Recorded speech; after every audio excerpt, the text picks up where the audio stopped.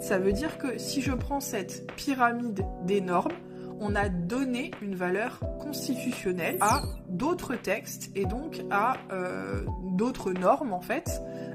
qui se retrouvent donc tout en haut de la pyramide de Kelsen, donc qui ont une valeur suprême en droit français. Si je prends le contenu de ce qu'on y trouve, on va retrouver le préambule de la Constitution de 1946. Pourquoi est-ce qu'on la retrouve ? Simplement parce qu'au niveau des valeurs et des principes, il y en avait un certain nombre qui étaient déjà indiqués dans ce préambule de la Constitution-là, notamment lié à la liberté du commerce, par exemple, et donc on a décidé de l'ajouter au bloc de constitutionnalité.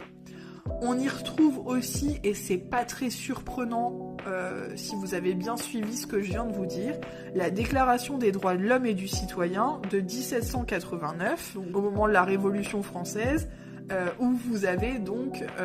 les droits de l'homme fondamentaux, qui est donc un texte fondamental, fondateur de notre République et donc de l'État français.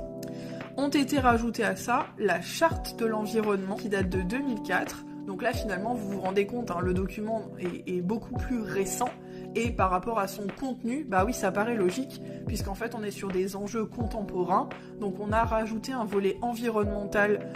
au bloc de constitutionnalité, et le dernier point, c'est qu'on a un certain nombre de principes fondamentaux du droit qui sont rajoutés dans le bloc de constitutionnalité, puisqu'on leur confère une valeur suprême.